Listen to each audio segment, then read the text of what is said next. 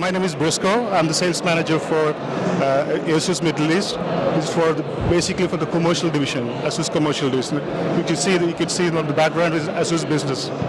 So today, in terms of overall market challenges, is about stock situations. We are facing a lot of stock shortages due to the panel shortages and the chip shortages. Apart from that, we are managing the situations by doing an accurate forecasting and as well as trying to source the products in a faster way. As an ASUS, as a manufacturer, we always ahead of the technologies. We design and we implant new technology. If you see on the laptop side, we have brought in OLED platforms for the laptops, as well as we have a laptop with the dual screens. You can use multiple screens with multiple applications. Plus, we have bringing in more products which weightless.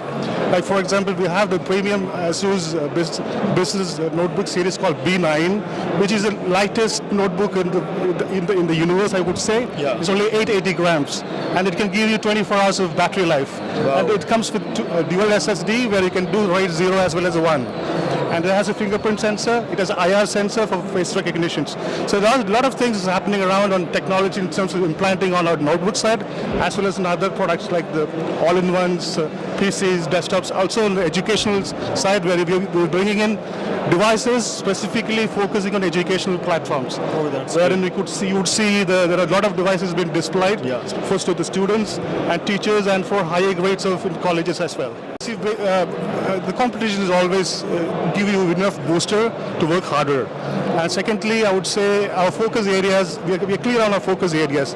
Our clear focus areas, verticals are education, healthcare, hospitality, and enterprise, which is including the governments. So we know what we are doing, and we are ahead of competition in terms of product-wise and as well as quality-wise. This year, the GITEX has been good compared to the last year. We have been seeing a lot turnarounds.